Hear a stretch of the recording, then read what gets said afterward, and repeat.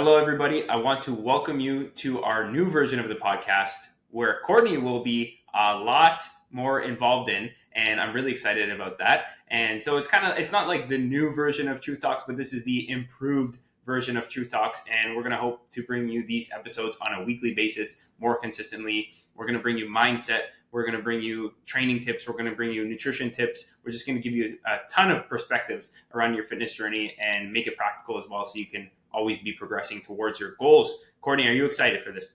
I could not be more excited. I think that this is like what I've been looking forward to the most, to sit down, to have very real, honest conversations about like how to fully embrace a fitness lifestyle to not just achieve your transformation, but own the everyday and make the everyday work for you. For me personally, like I struggle with social media because you're always just posting snippets of things or you're losing the nuance. And so I'm just stoked that we now have a forum and a platform where we can share all of the depth behind the topics that we care about and want to talk about. Yeah, exactly. It just gives that extra bit of context and, as you said, nuances that you can't really give in short form content a lot of times. And there's so much more to say.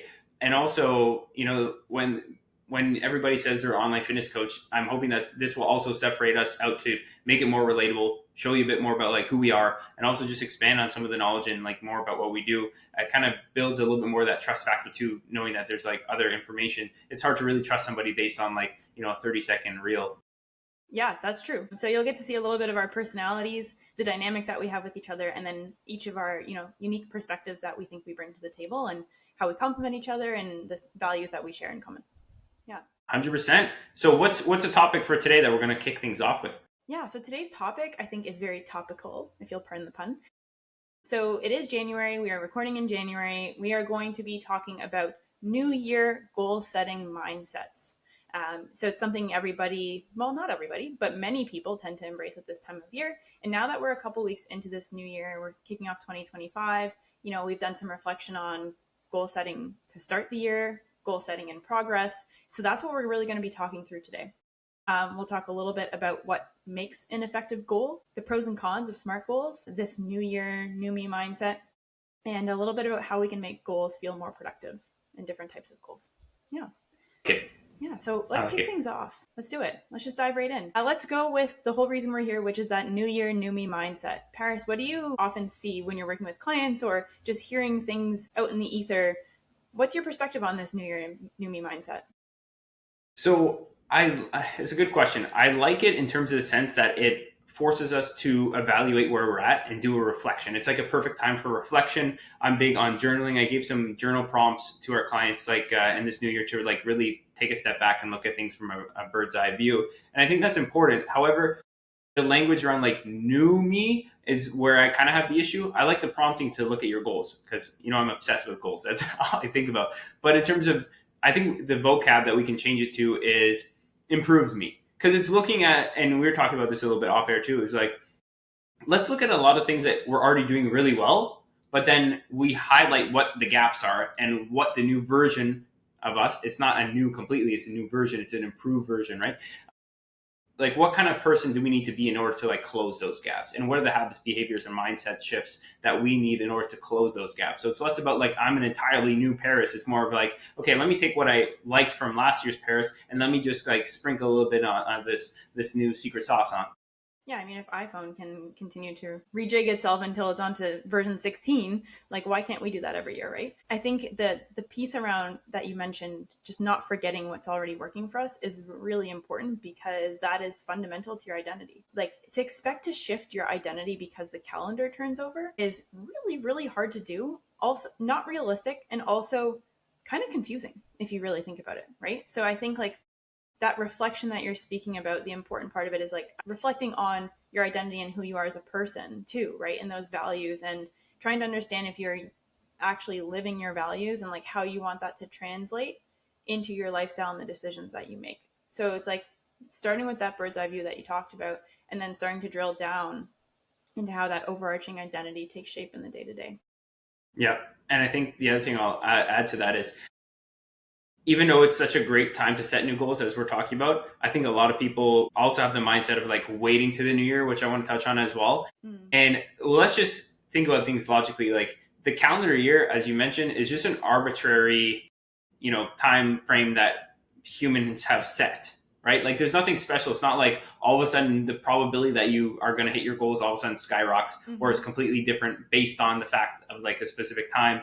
And I talk a lot about being unconditional, which means not requiring certain conditions to be met in order for you to take the actions you need to progress, right? And one of those conditions a lot of people have is like condition of timing.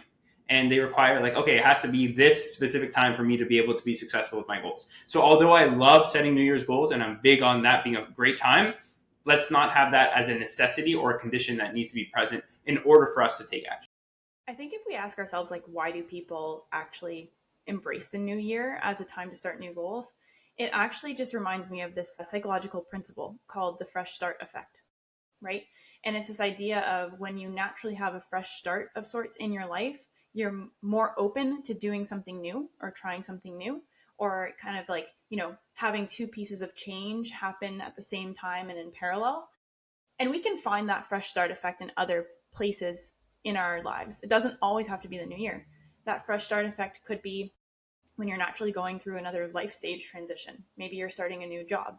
Maybe you are entering a new relationship or getting out of a relationship, right? Those sorts of things. Your fresh start effect could even be as simple as a Monday, and getting started on a Monday or a new month. It doesn't always have to be the new year.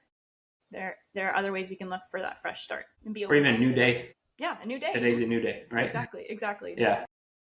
Absolutely. Yeah. So I think when we're thinking about that fresh start effect and living into this new year, one of the mindsets that's really helped me embrace kind of a new year ideology is actually not to think about new year, new me or having specific goals, but actually thinking about intentions. So intentions that I have for the year. What I like about that is instead of thinking about what am I going to achieve or what's that outcome, I'm thinking about what am I putting into my year. So when I get started, it feels more action oriented. It feels like, okay, I'm going to give this energy. I'm going to put this energy in this direction. This is what I'm intending to do. And that's highly motivating, right?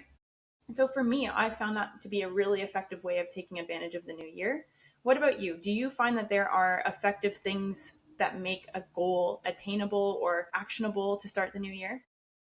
Yeah. So I have a couple ones that stand out, but before I give more like concrete answers, I'll say the goal setting I used this year, and I talked about like the journal prompts. But one of the things I actually asked myself was, what do I want the result of the year to be in terms of like what my day to day looks like, but also like what version of me do I want to create? Because once you have the image and the vision of like your behaviors and who you are towards the end of this year, then you can then break it down into the actions. Right. Right. So it's like, who do I want to be this year as an individual, and what kind of version of Paris do I want first? Once I know that, then I can say, okay, well, how does that person act on a daily basis? What are the actions that they do? What situations do they put themselves in? What situations do they not? So I think that was a really important kind of shift that I was thinking about more this year that I hadn't thought about in previous years. Because sometimes we set these goals, but like we really forget to have good whys, which leads me into one of the first things was, in order to have an effective goal, you need a strong why. That's number one. Or what you were going to say? Yeah, I was going to say like just having, putting that, stake in the ground ahead of you and saying like, this is, where I'm going and then how do I get there, right? So when you talked about, for me, setting that intention is this is where I want to go. I intend to get there. So it's not necessarily just an outcome, but it's also thinking about like that, how do I give into that goal? How do I give myself to that goal? So, for me, one of my examples that I kind of shared recently was one of my intentions is to reconnect with my love of music, right? And how I get there is, well, I listen to music while I'm working now that my workflow is changing. I listen to music while I'm cooking, and then I've worked backwards to think about that. And to kind of build on your point around the why, for me, the why is that I feel my mood elevate when I listen to music. So there's a very strong motivational why there. So I just wanted to kind of build on that and share one of my own examples of taking that intention and applying it in a way that serves my why at the end of the day. That's awesome. I love that. That's such an interesting goal, and I think it's pretty cool. So yeah, definitely strong why. How to set effective goals. Definitely having a strong why and like knowing what that is deep down. And I think I heard this thing is like the 5 whys or the 7 whys, and it really helps like break down what is your true why. Because we say, okay, let's say I say, okay, I want to lose some fat. It's like, why? Oh well, I'll feel better about myself. Okay, well, why is that important to you? Well, when I go to work, I feel like self-conscious. Okay, well, why is that bad? Well, I can't present properly at work. Okay, why is that bad? Well, I really want this promotion. It's like, okay, well, why do you want it? Well, we're saving up for a house, and like my wife and I, or partner, whoever, really want this house. Okay, well, why is that important? Well, our kids don't have enough space in the backyard. So the why that you thought you had was, I need to lose some weight, but in reality, it was to create a better life for your family. Mm-hmm. That's deep. So it is deep. When you break down a lot of the reasons why we want to do things, especially when we get in shape, is actually has so much more depth than we maybe perceive it to have. Mm-hmm. So I think it's very important to have a strong why. And moving to the second point is we need to have specificity. Before we move go. Yeah, yeah. I want to ask you a follow-up question on that, because you're saying, a lot of people are looking to set an effective goal, but maybe they're not sure how to start, or they don't feel like they have a clear why. What would you encourage them to do to challenge themselves to get to that why? Is it just following the 5 whys, or is there something else that you found successful in helping people uncover that why behind their goals? That's a good question. I think the 5 whys is definitely a useful framework, but I would say it's like sitting with yourself for a second and realizing that if you have a goal, it means there's something about your current situation that you're not entirely either satisfied with or uncomfortable with, or there's a certain pain that's associated with that. And sometimes the pain doesn't need to be like, oh, I hate the way I look. It could even be like, I've never seen what my next level looks like, right? It doesn't need to come from a place of like, I'm dissatisfied, but it comes from a place of like, there's a gap between where I know I can be or want to be and where I am right now. So I think, curiosity can be that. And then you got to figure out like why is that? Like, why is there that gap there? Like, what is the reason behind that gap? So I don't know if that really answers your question, but that's a tough one. I think it does, right? So if somebody were to go through the 5 why exercise and they're still kind of searching and trying to understand, okay, what is my why going to be? Maybe it's actually not looking forward, right? With a goal, we inherently start to look forward. It's actually taking a step and looking at your current situation, looking backward, and be like, what is the thing that it is making me feel some kind of way? What is the thing that gap in my life that I want to close? And understanding that can help you provide or get closer to that why. Yeah, that's a great point. That's a great point. So we said strong why. The second one that I think is, for setting effective goals, strong why. The second one is making it specific, because, and I'll give you an example of why specificity is important. If I say, I want to get in shape. Okay, well, what does getting in shape even mean? Okay, well, I want to lose body fat. Okay, well, how much? Body fat do I want to lose? And then getting from there, the more specific your goal, the more specific the plan and the blueprint that you can create to get towards that goal, which means a much higher likelihood of you reaching the goal. And an easier way to evaluate if you've actually got there, right? Because that's true. You'll know, okay, I am doing this thing or I'm not doing this thing, or I've gotten there, I'm not. If it's so wishy-washy, you could be, let's say your goal is to lose body fat, like you just said, and you're like, I think I'm losing some, I don't know, the scale is changing, my visuals look different, but am I doing this? Is it enough? Is it on track with where I want to be? Right? So it's eliminating the questions along the way of knowing if you're making progress, because if you have a plan and you have the actions, you can evaluate progress more effectively too. Yeah. So specificity allows us to create a better plan, and B, allows us to then create measuring systems to know if we're actually making progress. Yeah. Without that, like, we're taking shots in the dark and we're lost. Can I just share another example of probably one of those less specific goals that I hear a lot is, I want to eat healthier, right? Mm-hmm. So I think when we start to think about what is the definition of the words, in the same way you said, what does it mean to lose body fat? What does it mean to eat healthy or healthier than you currently are? So similarly, you could break that down and say, okay, I actually want to include more protein. Okay, how much? Back to your thought, how much? Okay, I want to aim for 100 grams of protein a day, or 150, or whatever it is for you, right? And then you can break that down and say, okay, how many am I going to include in each meal? How many days of the week do I want to hit that target to be consistent? So that's just another example I wanted to provide of one of those goals that I think I hear from a lot of people, but is often lacking a lot of specificity. Yeah, that's a great point. All right. Oh, really, really good. So yeah, those are two.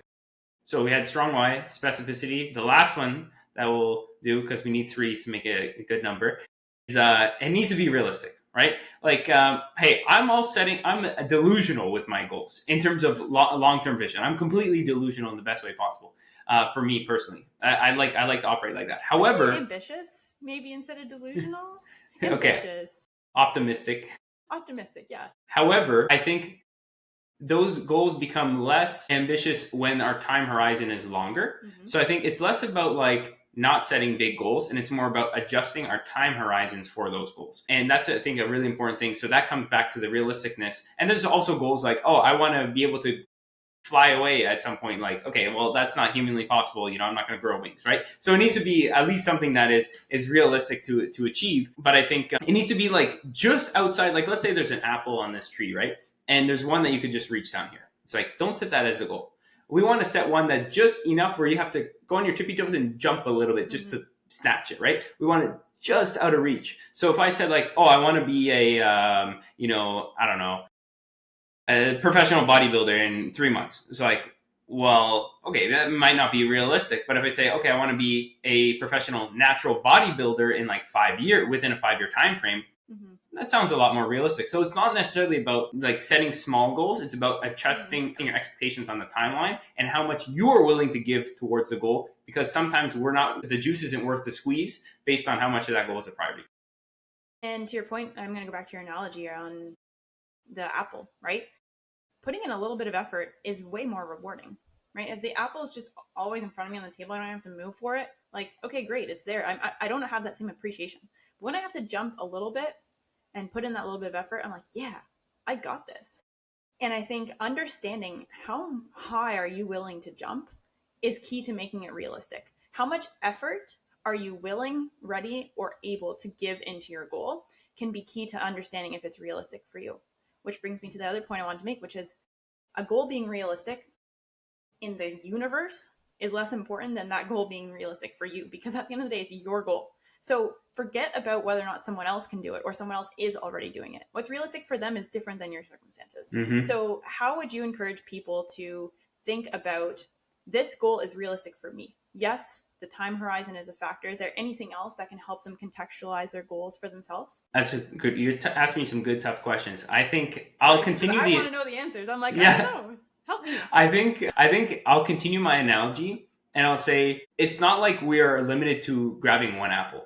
So you said we grab the first one out of reach. Okay. Once you've completed that apple, that new version of you that now is able to grab that apple, that new version maybe can go get a step stool or build a step stool, and now we can reach to a higher branch. And then once we reach the higher branch, well, now maybe we got a full-on ladder instead of a step stool, and now we can reach another branch. Okay, well, once we get up there, maybe now we learn how to get a jetpack, and now we can get like way up there, right? So it's like the version of you now is only deserving, I'll say on quotes, of the apple that is just outside of your reach now. However, the future version of you that is created through grabbing the first apple can now go to the higher branches. So what's realistic for you now, again, we're not comparing, it's you, not compared to other individuals, but that version of you now is what's realistic will only grow as you grow. Right. Like I might look at you and be like, wow, Paris has a jetpack. I don't. One day I would love to have a jetpack. But right now, I might still be at step stool, and that's okay because I'm going to aim for that ladder, right?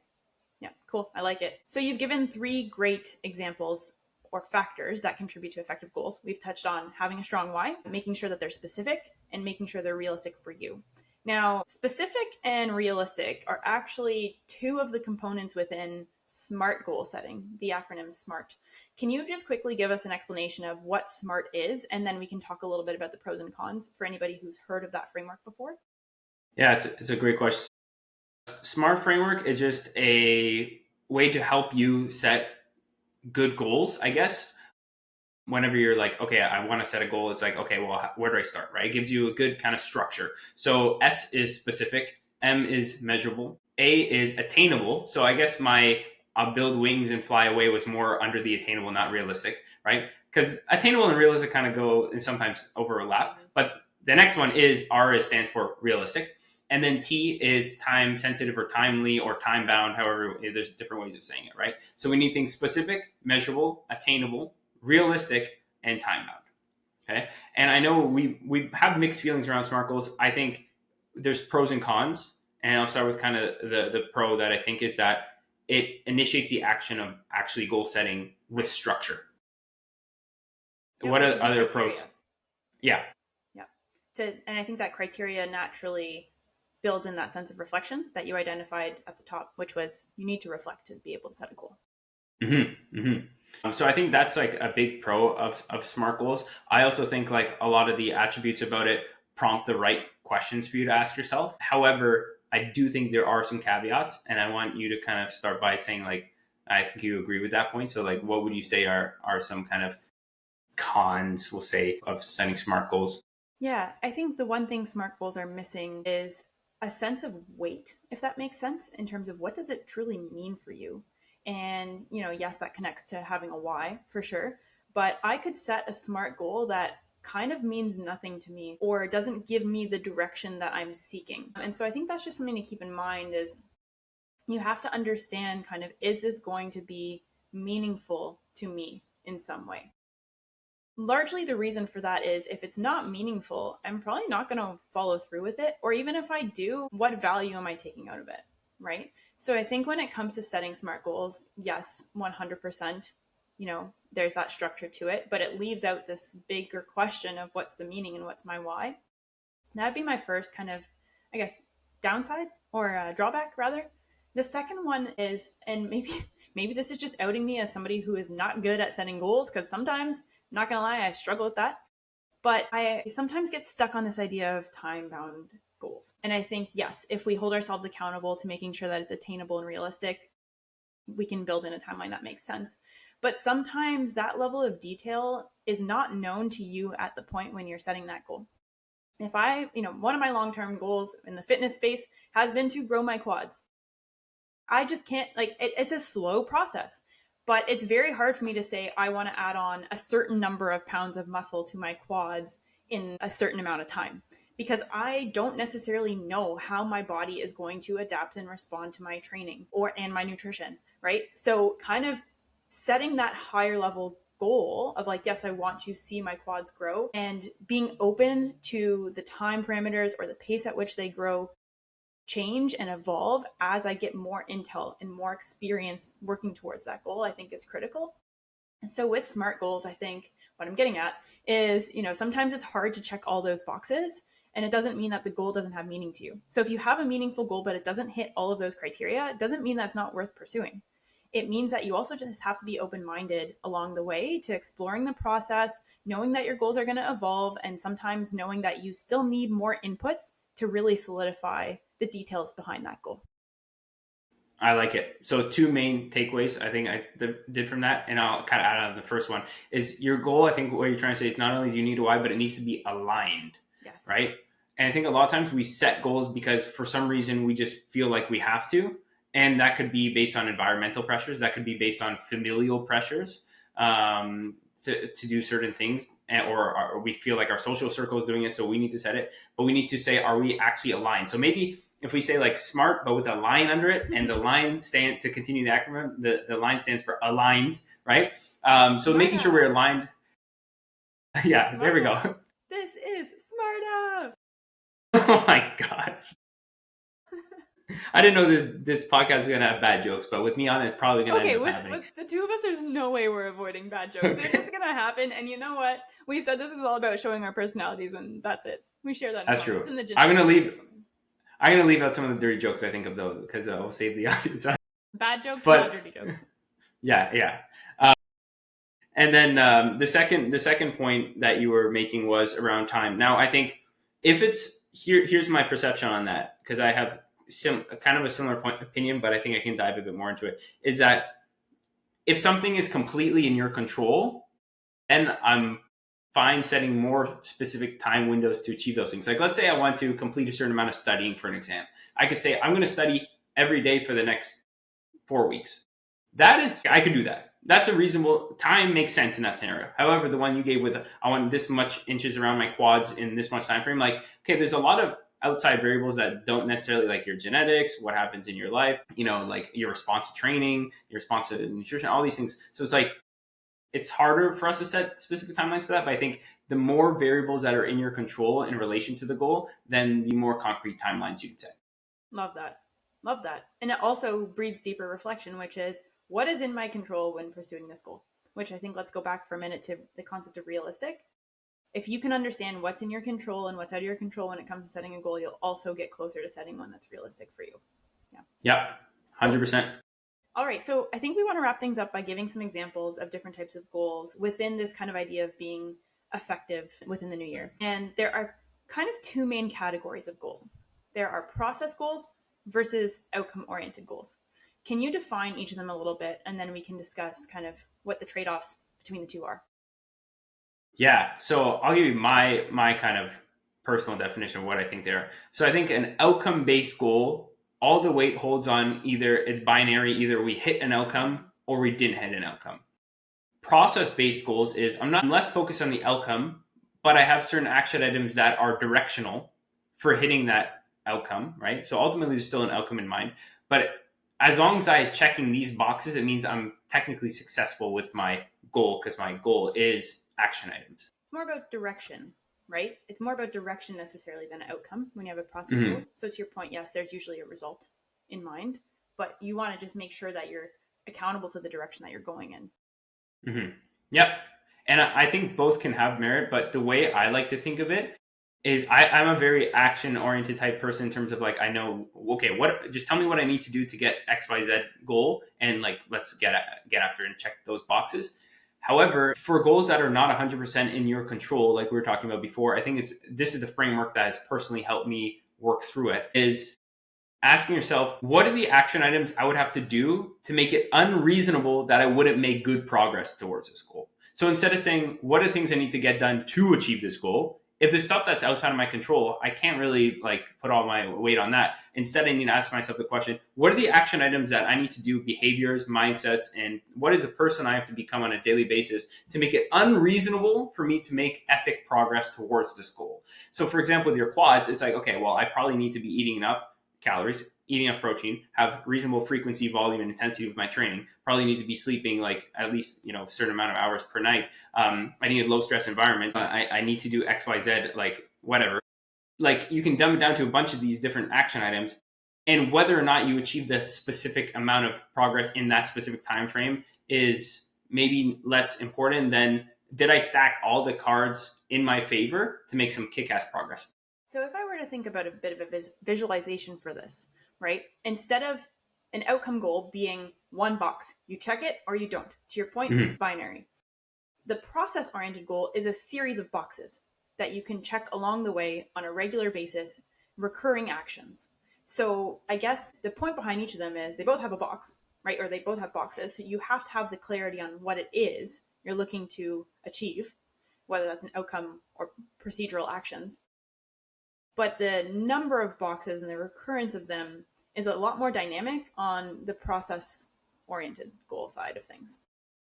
100%. And that reason why I'm leaning towards, more process oriented is A, it still has an outcome in mind, but B, it allows us to have a sliding scale of like how good we're doing versus either hit pass or fail. Because just like when we're studying for an exam, it's not like I got 100% or 0% on the majority of, depending on type of exam, obviously, right? Some are pass or fail, but with our goals, it isn't pass or fail. Like it's not like, okay, I did all these things to grow my quads and I only added, 1 inch on circumference when I wanted 3, as example. Obviously, that's a massive gain in quads, but you know what I'm saying. Yeah. Versus, if I could achieve either of those, that would be significant. It might look a little lopsided, but. Yeah, but it's like if you only had either you got the 3 inches or not, then it's like you failed if you only got 2.8 inches, right? Obviously, the numbers are way off, but like you get what I'm trying to say, right? Versus like, hey, I still made some epic progress towards this goal. So, anyways. So I think when people are setting those effective goals, if they have a clear why, they're specific with it, and it's realistic, then the next step is to start to build in those procedural action items, right? What does your process need to look like to get there? And I think the positive side of that is you can work on it every day. When you have a process in place, you can work towards your goal every day and feel like you're doing something. You're not waiting to find out the answer, right? And I think the emotional value in that not only is rewarding, but highly motivating, because most of the time it's our actions that breed motivation, right? It's seeing ourselves do the thing, being like, oh my God, I'm doing it. I can keep doing it. If you're constantly waiting to just see if you've achieved an outcome or not, you're missing out on the opportunity to find that motivation within your day to day. So I think that's an important thing to keep in mind too, is another benefit of those process-oriented goals. Yep, you get that positive feedback loop of like, I'm doing the things I said I was going to do and I'm keeping the promises I made to myself, and it's going to give me the confidence to like keep going. Yeah, absolutely. Okay, so if we were to start thinking about wrapping this up, what is, the one final thought you want people to know about New Year goal setting mindsets? It's definitely important, but let's not rely on arbitrary calendars to start. Okay, because most people just don't start in general. We're talking about goal setting, but like none of this matters unless you're actually going to do it something. Okay, so the number one thing is do something. But if you follow the framework that we kind of gave you, at least those goals, you're going to be a lot better in terms of your plan of action and how you're going to execute, and probably make some damn good progress in the process. Yeah, fall in love with checking your boxes is something I like to say. Mm-hmm. Yeah, awesome. I think if I had to leave something on the table here, I would say know what your goals mean to you and how you can work towards them, not just what they are, right? We often get stuck in, this is my goal, done. The what is important, but why does it matter to you and how do you get there are arguably more important. And so I think those are my takeaways from this conversation, which is making sure that you have the why and the how laid out so that the what makes a lot more sense and you know when you get there. Love it. And the last thing I'll say to leave it on a deep note is ultimately we think that the outcome is what we want, like the certain body or the bigger quads. But in reality, it's like the gift is actually the person that we've developed into by reaching for those branches, the higher branches. Like that is the actual gift that we get. It's not actually the results. Don't get me wrong. Like hey, building the body is cool. Hey, if my quads grew by that much, if that was my goal, like that's freaking awesome. But it's the person I developed into as part of the process of checking my boxes. That's the real gift. The other thing is just a bonus. Yeah. Wow. I can't top that. That was wonderful. And I think it's true. It's very true. I think if we all took a moment to reflect on the goals we have achieved and what we've taken out of the process of that achievement, whether that's, completing a university degree and the work ethic you get or the critical thinking skills you develop. That's a non-fitness example, which I think many people can relate to. But like if everybody could take a moment and just think about what are the goals I've achieved and what have I taken out of them, then they will realize exactly what you mean when you talk about that being the ultimate win. Yeah. Awesome. This was a great podcast. Good first episode. Not too bad, eh? We did it. Not bad at all. We did it, and we got matching sweaters. Shout out to Steve for making these sweaters. Can we just show off quickly for those who are not listening to the video or watching the video? On the hood, we've got Team Truth. And then on each of the sleeves, we've got Coach C and Coach P. So yeah, if you have been listening to this audio only, you wouldn't have noticed, but we are wearing matching sweaters courtesy of Team Truth member Steve, who hooked us up with these. If you have been watching the video, you would have probably noticed, but we just wanted to show off those extra details for you. So these sweaters will probably make another appearance as we record future episodes. Thank you, everybody, for tuning in to our first edition of our Improved Truth Talks. We are so excited to do more of these with you. Please let us know in the comments what you thought of this first episode, what takeaways you had, any goals that you have for 2025 and how you found them to be effective for you. We look forward to hearing all about them and watching you achieve them as the year goes on. Alrighty, bye for now. See ya.